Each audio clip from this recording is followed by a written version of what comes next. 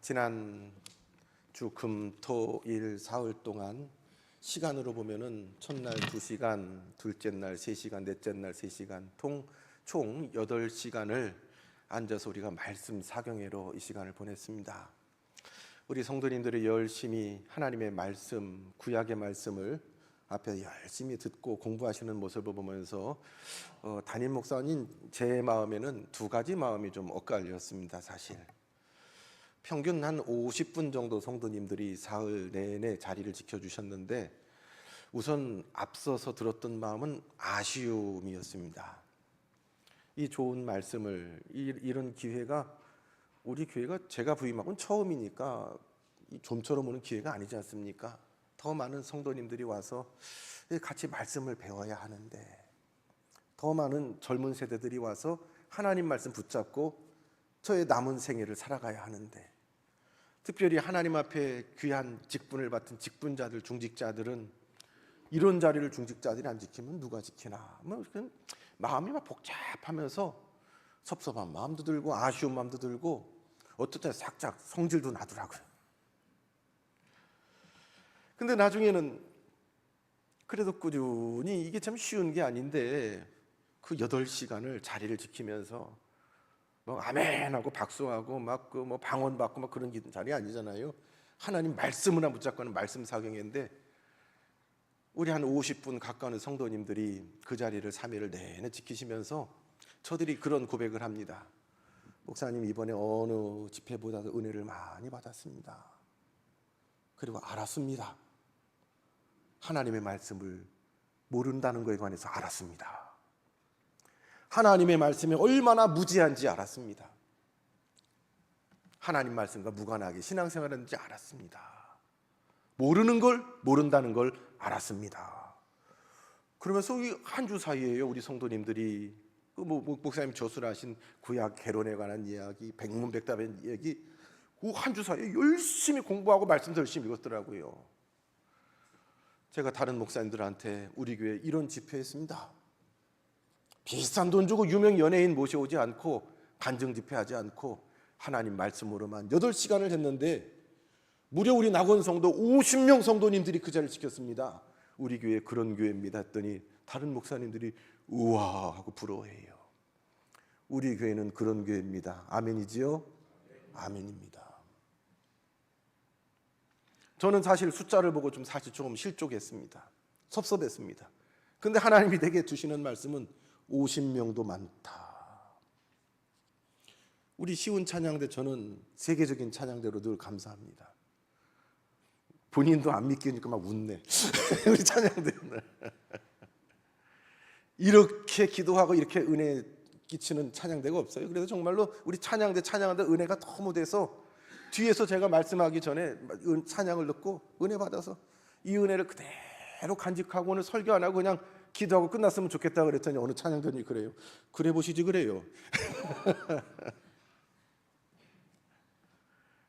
이렇게 우리 여러 찬양을 평생 들었지만 우리 시온 찬양대처럼 기도하면서 찬양을 준비하고 이렇게 은혜를 끼치는 찬양대가 없습니다. 마음에 좀 인간적인 욕심 같으면 뭐 한 30명쯤 적어도 채워서 하면 얼마나 더 좋을까 싶은데 우리 주님은 또 그렇지 않은 모양이에요. 절대로 30명 안 만들어 주시네요. 내 은혜가 되게 족하다. 적으면 적은 대로 작으면 작은 대로 내 은혜가 내게 족하다. 이 족한 줄 모르는 까닭에 우리는 늘 아쉬움과 섭섭함과 안타까움으로 때로는 염려로 두려움으로 이 땅을 살지 않습니까? 예수님이 십자가에 죽으신 이후로 예수님이 시체까지 도난당했다는 이야기를 들었고서 혹시 자기들도 예수님처럼 붙들려서 그러진 않을까 제자들이 콕콕 숨어서 문을 잠그고 두려워 떨었습니다. 아마 불도 껐을 거예요. 창문도 가렸을 거예요. 빈집처럼 조용히 있는 그곳에 예수님이 그 방 안으로 들어오셨습니다. 들어오신 예수님도 모르고 귀신인가도 두려워 떠는 그들에게 예수님이 처음 하셨던 말씀은 뭐였습니까? 샬롬이었습니다. 샬롬. 거기 샬롬이 어디 있어요? 온통 두려워서 걱정이 돼서 벌벌벌벌 떨면서 불확실한 그 미래 앞에 떨고 있는 그 제자들 앞에 주님이 샬롬 하고 있습니다. 사랑하는 낙원 성도 여러분, 이 자리에서 예배하는 성도님들, 여러분 안에 샬롬 하십니까? 샬롬 하세요? 뭐 때문에 그렇게 마음이 그냥 무겁습니까? 표정이 어둡습니까? 기쁨과 감사가 요만큼 더 찾아볼 수 없는 가운데 여러분 있습니까? 다 아시는 주님이 제자들을 찾아오셨던 것처럼 오늘 우리가 모인 이 자리에도 주님이 찾아오셔서 샬롬을 선포해 줄 수 있기를 바랍니다. 샬롬. 내가 살았다. 내가 죽지 않았다. 내가 부활했다. 부활하신 주님이 오늘 우리들의 마음의 문을 열고 샬롬을 선포하십니다. 그 예수님이 여전히 두려워 떠는 저들에게 숨을 내쉬시면서 성령을 받으라 라고 말씀하십니다. 성령님은 우리의 뜻과 생각과 마음을 하나님 앞에 이끌어내는 분이 성령님이십니다. 오늘 우리의 모든 염려와 걱정과 계획과 생각들을 우리 성령께서 우리의 감정도 우리의 생각도 이성도 붙잡으셔서 하나님 앞에 이끌어내실 때에 우리 주님이 그럼에도 불구하고 누리시는 선포하셨던 그 샬롬을 누릴 수 있기를 주님의 이름으로 축원합니다. 샬롬이란 인사말 이스라엘 백성들이 말하면 샬롬합니다. 샬롬. 교회 학교 사역할 때 늘 어린이들 앞에서 청소년들 앞에서 샬롬을 선포했습니다. 그러면 그냥 습관적으로 샬롬. 여러분 옆을 보세요. 누가 좀 샬롬해 보여요? 이 표정만 봐서는 지금 우리 여러분 한 사람도 샬롬한 사람이 없어요.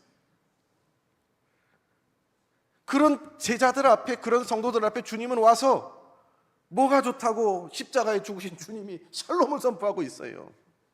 여러분 예수님보다 힘든 분 있어요? 그러면 계속 인상 쓰고 있으세요. 예수님만큼 뒤통수 맞은 분 있어요? 그러면 예수님 앞에 인상 쓰고 앉아 계세요. 예수님처럼 상처받은 분 있어요? 예수님보다 더 큰 상처를 안고 억울하게 십자가에 죽은 분 있어요? 그러면 인상 써도 문제 없어요. 예수님도 샬롬 하시는데, 예수님도 평강을 말씀하시는데 우리는 그저 내 앞에 있는 크고 작은 일 때문에 웃지를 못해, 샬롬을 못해요. 우리도 과거에 사는 게 힘드니까 다들 그냥 편안했냐고, 밤새 잘 주무셨냐고, 밤새 평안했냐고. 우리나라가 외국으로부터 외세로부터 무려 950번 안팎으로 침략을 받았대지요. 나라가 950번 침략을 받았으니 우리 개개인의 삶 가운데에 아차하는 순간에 내가 지키고 내가 보호하고 내 거라고 여겼던 것이 침해받는 일이 얼마나 많았을까. 눈 뜨고 코 베이는 세상 아닙니까? 아차 정신 못 차리면 전화 한 통 잘못 받았다가 다 털리는 세상 아닙니까? 아무것도 아니고 편리함 때문에 쿠팡이고 뭐고 가입했는데 내 개인정보가 다 털려서 나 모르는 사람이 나를 등치는 이런 세상 아닙니까? 이런 세상에서 사실 웃고 사는 건 너무 힘듭니다. 누굴 믿어요? 누구 말을 들어요? 그래서 우리는 샬롬하지 못합니다. 그럼에도 불구하고 그럴수록 우리는 더욱더 하나님을 의지하고 하나님의 이름을 부를 수밖에 없습니다. 하나님, 이 땅 사는 중에는 웃을 일이 없어요. 기쁜 일이 없어요. 마음에 행복이란 게 없어요.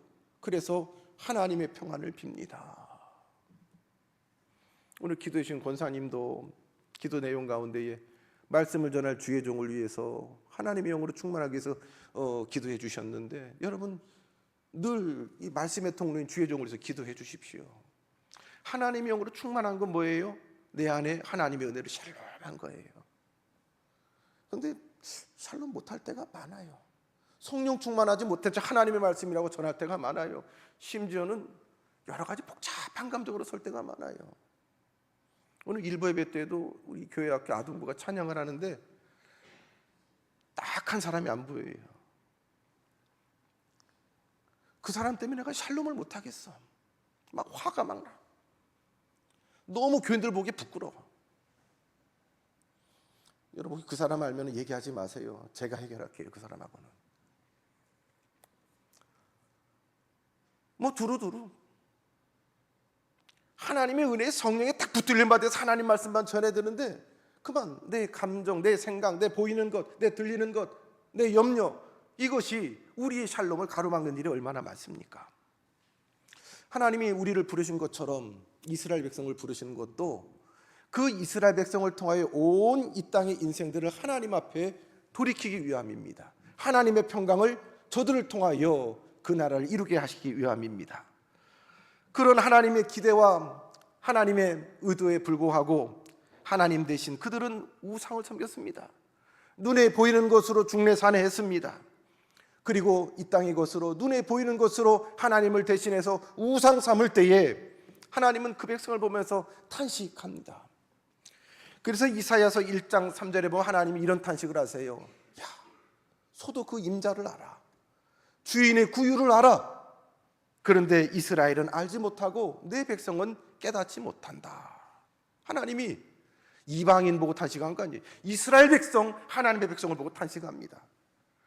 이사야서 5장 2절에 보면 내가 좋은 포도 맺기를 바랬더니 너희는 들포도를 맺었도다.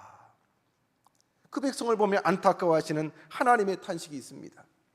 하나님이 이스라엘 백성 가운데 지도자를 세우시고 그 지도자를 통하여 하나님의 뜻을 펼치길 원했는데 그들은 하나님 두려워하며 하나님의 공평과 의로움으로 그 직분을 감당하기보다 그 권력을 이용해서 백성들이 가진 재산을 강탈하기도 하고 그들이 주는 뇌물을 사랑하면서 또 약한 자들을 억울하게 하고 고통하면서 하나님의 마음을 아프게 했습니다. 여러분, 지도자가 이렇게 중요해요. 지도자가 타락하니까 백성들도 덩달아 타락하지 않습니까? 그것은 비단 이스라엘 백성뿐만 아닙니다. 우리가 이 땅의 지도자들을 위해서 내가 투표를 했건 안 했건 좌파고 우파건 관계없이 그들을 위해서 기도해야 될 것은 그들이 하나님 앞에 어떠한 성향의 지도자든지 어디 출신 지도자든지 하나님 앞에 붙들림 받으셔서 바로 하나님 앞에 그 땅을 다스리게 될 때에 그 지도자들로 이 백성이 얼마나 많은 영향을 받습니까? 이 땅의 지도자일 뿐만 아니라 교회 지도자들도 마찬가지입니다. 특별히 하나님으로도 직분을 받은 목회자들, 그리고 우리 중직자님들, 장로님, 권사님, 집사님들, 여러분 좀 거룩한 부담 좀 가지셔야 돼요. 우리 교회 중직자를 세우는 몇 가지 기준 중에 하나가 주일 성수입니다. 봉사입니다. 헌금 생활입니다. 앞선 지도자들이 주일을 가볍게 여기고 하나님 앞에 마땅히 드려야 될 시간과 물질을 만홀히 여기고 도둑질한다면 그것을 바라보는 다른 교인들, 다음 세대 교인들은 따라갈 것입니다. 이스라엘 백성들이 이렇게 하나님 말씀 뒷전에 두고 자기들 욕심을 따라 뇌물을 사랑하고 약탈하며 저들의 직분을 감당치 못했을 때에 이스라엘 백성들은 참으로 하나님의 탄식의 대상이 되었습니다. 하나님은 그 백성을 보면서 이사야를 통해서 말씀하십니다.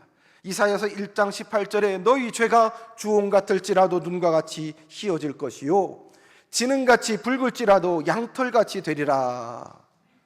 하나님은 타락한 백성들에게 회개만이 살 길이라고, 그 길을 돌이키는 것만이 살 거리라고, 계속해서 그렇게 악의 길을 행하면 결국 그 길의 끝은 하나님의 진노일 거라고 경고하십니다. 솔로몬 아들 르호보암한테 나라가 북과 남으로 이스라엘이 갈라져 버렸습니다. 그런데 그 북이스라엘이 주전 722년에 아수르에 의해서 먼저 멸망을 당합니다. 이것이 당사자인 북이스라엘도 굉장히 큰 충격이었지만 남겨진 남유다도 이거는 이해할 수 없는 큰 충격과 공포였습니다. 하나님이 아브라함에게 주신 말씀이 있잖아요. 영원히 너의 자손들을 저 하늘의 별처럼 바다의 모래알처럼 번성하게 하리라. 이것은 영원한 약속이었습니다.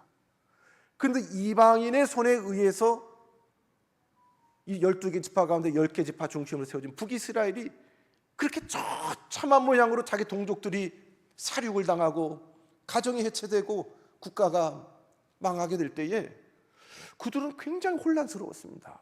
이거 뭐가 잘못된 거 아니야? 우리 아브라함의 후손이잖아. 하나님이 우리 조상 아브라함에게 약속하셨잖아. 어떻게 된 거야? 그들이 그렇게 비참하게 도륙당할 때에 남아있는 남유다 백성들은 몹시 당황했습니다.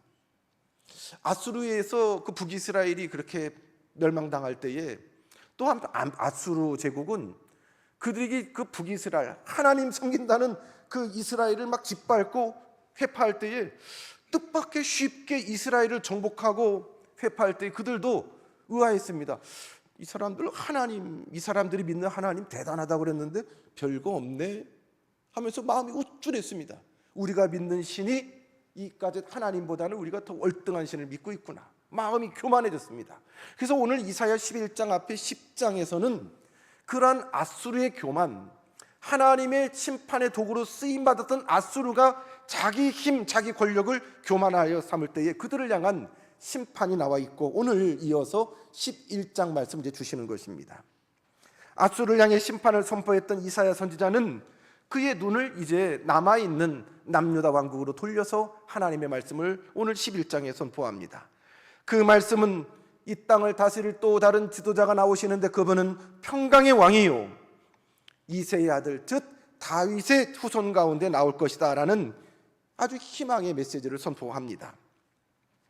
하나님께서 우거진 숲과 같은 이스라엘을 불사르시고 그 땅에 남은 것이 거의 없게 하셨다는 9장 18절 이하의 말씀이나 또 레바논의 울창한 숲 같은 아수르를 도끼로 다 찍어서 황폐케 하신다는 오늘 본문 뒤에 10장 33절, 본문 앞에 10장 33절 34절의 말씀을 통해서 북이스라엘과 아수르를 숲에 주님이 비유하셨습니다. 숲은 나무가 울창합니다. 가득합니다. 빽빽합니다. 그런데 오늘 11장 말씀에는 마치 다 타버린 숲처럼 봄마다 일어나는 큰 산불에 끝도 없이 몇 날 며칠 그 불 때문에 그 울창했던 숲이 새카맣게 앙상하게 남은 것처럼 새카맣게 그을린 그 산 안쪽에 마치 살아남은 밑둥처럼 그루터기 하나 남은 그것이 바로 오늘 이새의 줄기에서 한 싹이 났다. 다 타버리고 어떤 생명도 없을 것 같은, 어떤 소망도 기대도 할 수 없을 것 같은 그곳에 뜻밖의 한 싹이 올라왔다라는 거예요. 이제 벌써 겨울이 되어서 교회 주변에 많은 그 푸르름을 자랑하던 잎사귀 떨어지고 남은 것도 축축 쳐져가지고 이제 썩어가더라고요. 근데 이제 1월, 2월, 3월 뭐 어간 되면 언제 그랬냐는 듯이 밑에서 푸릇푸릇 뭐 이렇게 올라오지요. 우리 교회 주변에는 원추리 뭐 이파리 같은 게 막 파랗게 올라오지 않습니까? 마치 다 죽어버린 회파당한 그 숲 가운데에 푸른 잎 하나가 쑥 올라오는 것처럼 그 푸른 잎과 같은 작은 싹 하나를 통해 하나님께서 새 역사를 시작하신다. 이 새의 줄기에서 한 싹이 나며 그 뿌리에서 한 가지가 나서 심지어 결실할 것을 말씀하고 있습니다. 줄기는 다 잘리고 남은 그루터기를 이야기합니다. 이 그루터기 밑둥만 남은 이 나무가 다시 살 것이라는 것을 누가 기대하겠습니까? 그런데 이 줄기 그루터기만 남은 그 밑둥지를 통하여 하나님은 싹을 틔우시고, 이 싹이란 말은 히브리어로 호텔을 하는데 이제 갓 싹을 틔운 연약한 어린 잎을 의미합니다. 소망이 없이 다 끝나버린 것 같은 이 죽은 나무 같은 곳에서 보잘것없는 한 사람을 통해서 하나님께서 놀라운 새 역사를 시작하신다. 이 세 줄기의 산싹이 난다. 표면적으로 보면 다윗의 후손 같지만, 다윗가서 얘기하는 것 같지만 나아가서 장차 오실 우리 주님 메시아 예수 그리스도입니다. 예수님이 공생애를 시작하시니까 요한복음에 예수님을 만난 한 제자가 빌립이 자기 친구 나다나엘을 보고 야 그분이 오셨어, 구약 성경에 예언한 그분이 오셔서 그랬더니 나다나엘이 그 어디 출신이야 물어. 어디 출신이야? 요즘 보면 어느 학교 나왔어? 학교는 뭐 받았어? 어디서 공부했어? 집안은 어때? 그 나사렛 출신이야 그랬더니 에이 그까짓 거 나사렛 보잘것 없었어요. 내세울 거 없었어요. 근데 하나님이 남겨뒀어요. 너를 보잘것 없어 보이는 작은 풀과 같은, 작은 싹과 같은 그분을 통해서 하나님은 새 역사를 시작하신다고 말씀하십니다. 이사야를 포함한 예언서 전체에 흐르는 큰 메시지는 이스라엘 백성들의 그들의 허물과 죄를 지적을 하면서 회개하라는 겁니다. 돌아오지 않으면 하나님이 심판하신다는 것입니다. 그러나 그 심판으로 아주 끝나는 것이 아니라 하나님께서 심판 중에 남겨두신다. 아주 작은 극소수를 남겨주신다. 그 남은 자를 통해서 하나님께서 새로운 역사를 써나가겠다라는 말씀입니다. 그래서 이사야의 두 아들 가운데 이름이 있는데 큰아들이 스알야수, 둘째 아들이 좀 길죠. 제 이름보다 2배 깁니다. 마엘살렐 하스바스. 근데 이 스알야수비란 이름 뜻이 뭐냐? 남은 자가 돌아오리라. 남은 자가 돌아오리라. 그 아들의 이름을 친히 지어주시면서 하나님이 하실 그 놀라운 일, 남은 자를 말씀하십니다. 그 남겨진 자가 오늘 이새의 줄기에서 한 싹과 같은 작은 자라고 말씀하십니다. 근데 그분이 어떤 분이냐? 2절 이하에 말씀하십니다. 그의 위에 여호와의 영, 곧 지혜와 총명의 영이요 모략과 재능의 영이요 지식과 여호와를 경외하는 영이 강림하시리니. 아멘. 우리의 지도자 가운데 이런 분이 우리의 지도자로 세우면 얼마나 좋을까요? 지혜와 총명의 영, 분별력 있는 거예요. 하나님이 하실 놀라운 일을 판단하고 분별합니다. 이 땅에 돌아가는 모든 역사를 하나님의 관점, 하나님의 마음으로 분별합니다. 이 분별력이 없는 사람이 지도자가 되면 얼마나 그 밑에 있는 사람이 불편하고 괴롭습니까? 근데 하나님의 영의 그 분별력, 지혜와 총명의 영으로 그분에게 임한다. 두 번째는 모략과 재능의 영입니다. 이 모략과 재능은 군사적인 능력, 운영하는 능력과 연관되어 있습니다. 무능한 사람이 아닙니다. 무능한 존재가 아닙니다. 그의 모든 능력을 잘 활용해서 가장 효율적으로 이기게끔 하고 목적을 달성하게 하는 그 기술과 뜻과 생각이 탁월하신 분입니다. 그리고 세 번째로 이게 중요한데요, 지식과 여호와를 경외하는 영입니다. 이 지식은 하나님을 아는 지식입니다. 하나님을 아는 지식입니다.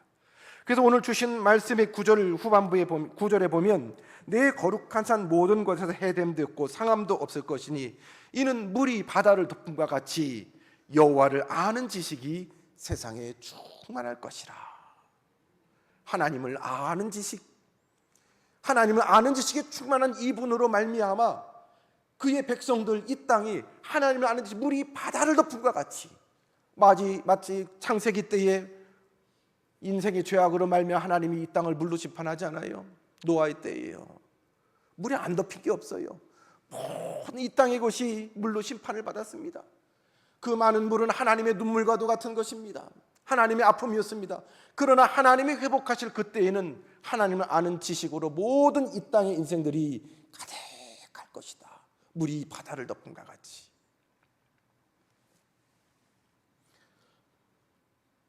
거룩하신 하나님과의 올바른 관계를 가짐으로 얻는 지혜와 총명, 모략과 재능은 메시아이신 그분에게 주어지는 필수적인 능력이었습니다. 예수님은 이 땅에 오셔서 사역을 시작하실 때 세례부터 받으셨지요. 그때 성령의 비둘기같이 그분에게 임했습니다.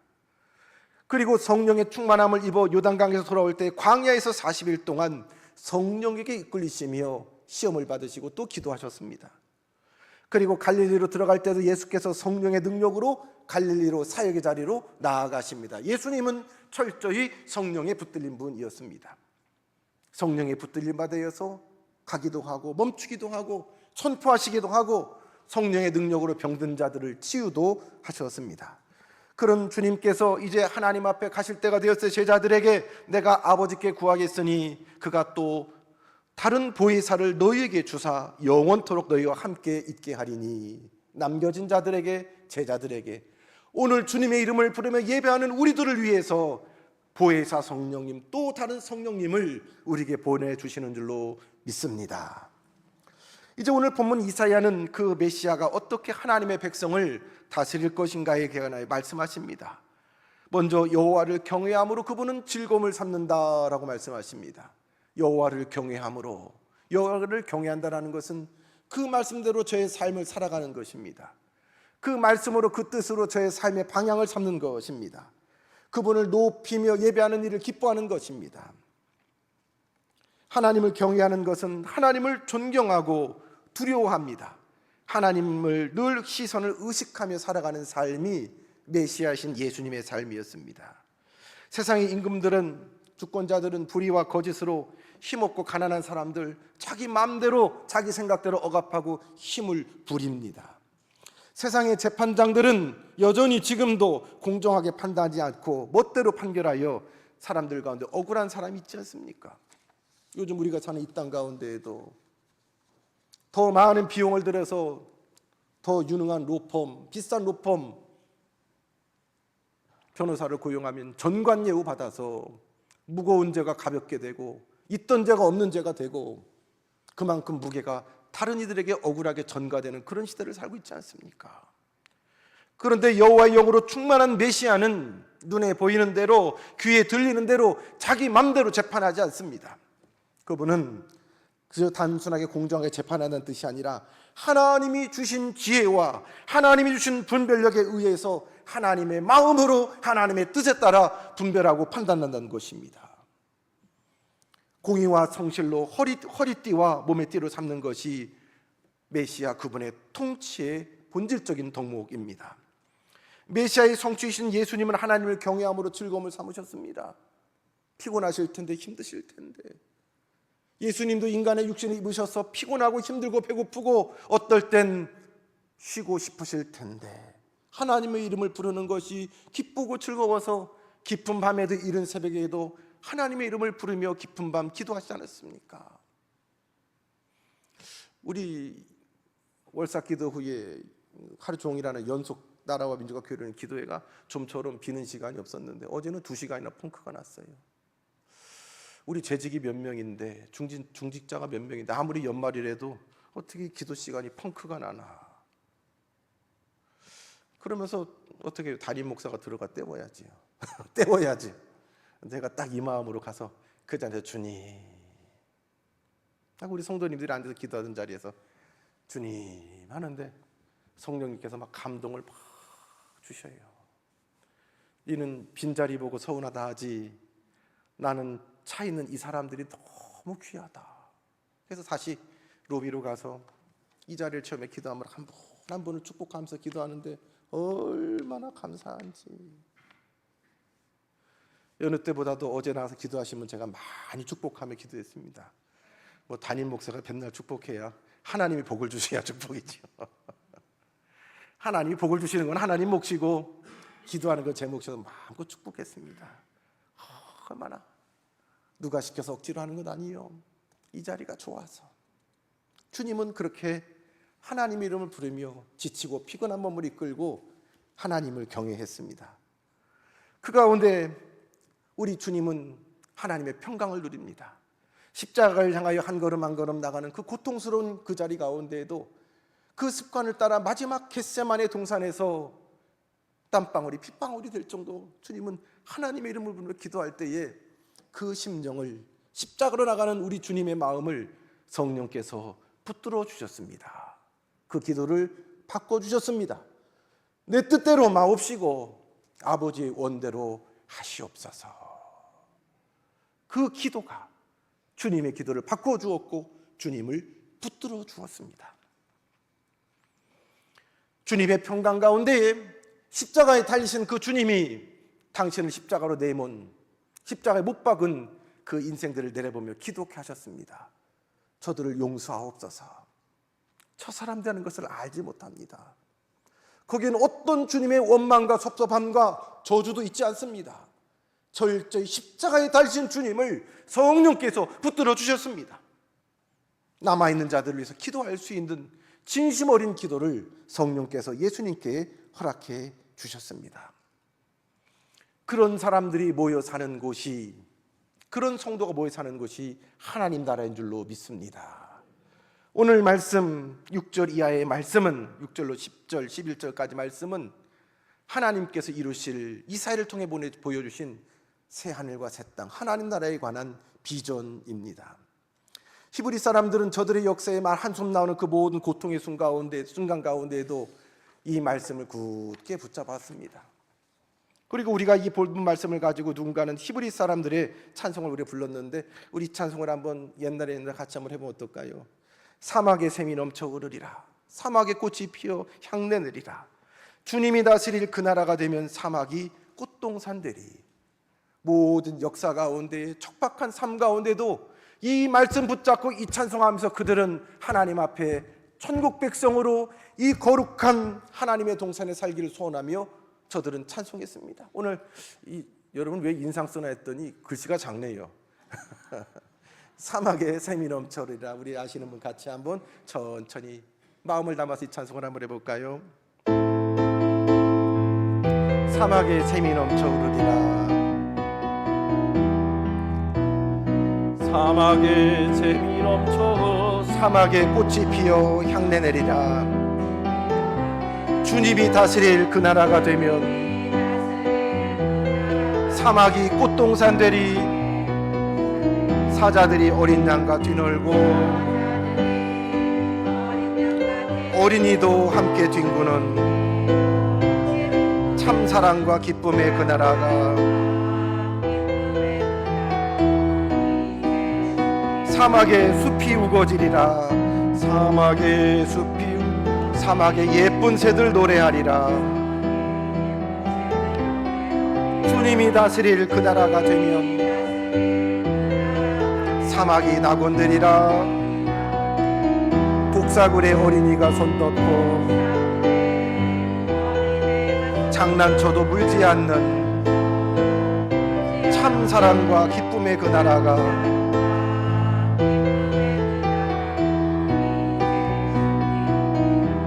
아멘. 48년 전 아무도 생각하지 못했던 이곳에 낙원재단을 세울 때 하나님은 이러한 낙원, 이러한 교회를 꿈꾸신 줄로 믿습니다. 그럼에도 불구하고 하나님의 평강을 누리는, 웃을 일이 없고 괴로움 가운데도 하나님의 이름 부르며 기뻐하며 찬송할 수 있는, 죄로 말미암아 약육강층이 되어버린 에덴 동산이 아니라 어린 양과 들짐승이 같이 뒹굴며 뛰어노는, 힘없는 어린아이가 독사굴에 손을 넣어도 물지 않고 장난을 치는, 모든 그 에덴이 회복되는, 낙원이 회복되는 그 낙원을 꿈꾸면서 그 낙원에 합당한 하나님의 백성으로 우리를 또한 불러서 여기 있게 하신 줄로 믿습니다. 사랑하는 성도 여러분, 낙원은 우리 주님이 만드십니다. 그러나 낙원에 합당한 그 백성은 우리가 하나님 앞에 꿈꾸며 기도하며 바라봐야 할, 기도하고 하나님 앞에 매달려야 될 우리들의 몫이기도 합니다. 오늘 우리 한 사람 한 사람을 성령께서 강권하여 주셔서 이 낙원에 합당한 하나님을 아는 지식으로 충만하여서 하나님을 경험하고 하나님을 알고 온전한 하나님을 알므로 하나님의 이름을 부르며 마주하여 낙원을 살아가는 우리 모든 낙원 성도 되기를, 여러분의 가정이 낙원 되기를, 우리가 살아가는 조국 대한민국의 그 낙원 되기를 주님의 이름으로 축원합니다. 하나님, 우리가 무엇이 간데 불러주셔서 사랑해 주셔서 다 말라 비틀어지고 다 타버리고 소망이 없어 보이는 이 땅 가운데에 하나님의 자녀로 세워주셨습니까? 우리가 주님의 이름을 붙잡고 주님의 뜻을 붙잡고 그럼에도 불구하고 이 시대를 믿음으로 살아갈 때에 이새의 집에 이새의 줄기에서 난 한 싹과 같이 남겨진 자가 되어 이곳에서 하나님이 기뻐하시는 하나님의 지식이 충만한 그 땅, 그 나라를 이루게 하여 주옵소서. 우리 주님 예수 그리스도 이름으로 기도드리옵나이다. 아멘.